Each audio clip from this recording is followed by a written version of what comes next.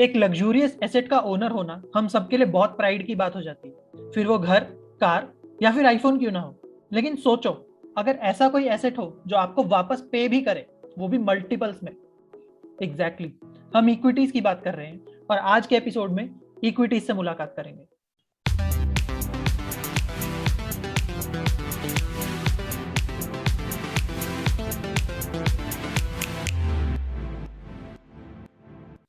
जो लोग आज के टाइम पे रिच हैं वो सब बेसिकली बड़े बड़े बिजनेस ओनर्स हैं and doing business is the best way to grow your money. लेकिन इक्विटीज में इन्वेस्ट करके आप उन बिजनेस के ओनर्स बन सकते हो जो पहले से एस्टैब्लिश्ड हैं और उनकी ग्रोथ को यूटिलाइज करके अपनी वेल्थ मल्टीप्लाई कर सकते हो। इक्विटीज के बारे में थोड़ा बहुत आजकल सब समझने लगे। इंटरनेट पे बहुत ज्यादा हाइप है स्टार्टअप्स और आईपीओ सबको लेकर। एक अच्छी चीज जो हुई है कि बहुत सारा क्वालिटी कंटेंट अवेलेबल है, जहां से यूथ को डायरेक्ट एक्सेस हो गई है इन सब के बारे में जानने के लिए। जो पहले के टाइम पे थोड़ा डर रहता था लोगों में इक्विटीज को लेकर, उसको गैम्बल समझते थे लोग, वो गलत अंडरस्टैंडिंग अब बहुत कम हो गई है। और इतनी हाइप के बीच एक ट्रू अवेयरनेस होना जरूरी है ताकि किसी भी एसेट में आप अगर इन्वेस्ट करो तो उसके बारे में पूरी इंफॉर्मेशन हो।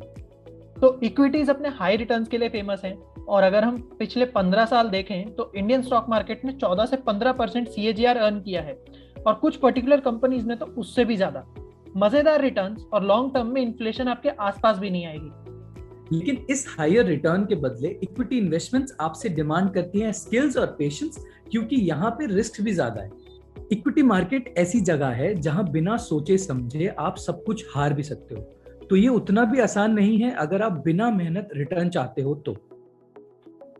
लेकिन मेहनत की कमाई का मजा भी आना चाहिए, तो इक्विटीज के प्रॉफिट पे टैक्स भी कंपैरेटिवली कम ही होता है। अगर आप एक साल से ज्यादा होल्ड करते हो तो केवल 10% टैक्स लगता है, वो भी 1 लाख तक का प्रॉफिट एग्जेम्प्ट होने के बाद, जैसा हमने म्यूचुअल फंड टैक्सेशन वाले एपिसोड में भी बताया। तो इक्विटी में इन्वेस्टमेंट होती है थ्रू द स्टॉक एक्सचेंजेस। इसको डिजिटल मार्केट जैसे अमेजोन से आप परचेज करते हो वैसा समझ लो, लेकिन यहाँ आप अपनी चॉइस की कंपनीज खरीद सकते हो, ऑब्वियसली उसका कुछ परसेंटेज। इक्विटी इन्वेस्टमेंट्स आपको ओनर बनाती है उस कंपनी का और उसके प्रॉफिट्स का भी।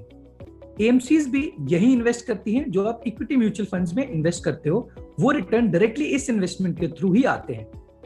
और स्कैम देख के पता चल गया होगा सबको सेबी का जन्म कब और कैसे हुआ। और सेबी वो ऑर्गेनाइजेशन है जो स्टॉक मार्केट को रेगुलेट करती है ताकि यहाँ पे इन्वेस्टर्स की वेल्थ सेफ रहे। तो स्टॉक मार्केट में एक प्रॉपर सिस्टम प्लेस में है ताकि आपकी बाइंग और सेलिंग की प्रोसेस स्मूथ हो, साथ ही साथ आपका जो पैसा इन्वेस्टेड है वो सेफ रहे। इक्विटी इन्वेस्टमेंट और इंडियन स्टॉक मार्केट्स के बारे में कमिंग एपिसोड्स में डिटेल्ड एनालिसिस करते हैं। तब तक सेफ इन्वेस्टिंग। थैंक यू हमारी पॉडकास्ट को सुनने के लिए। हम आपको एक फाइनेंशियल गाइडेंस देना चाहते हैं ताकि आप कॉमन मनी मिस्टेक्स ना करें। ये कोई इन्वेस्टमेंट टिप्स नहीं है, और इन्वेस्टमेंट्स के साथ रिस्क भी इन्वॉल्व होते हैं, तो उनके बारे में समझ के ही कोई भी फाइनेंशियल डिसीजन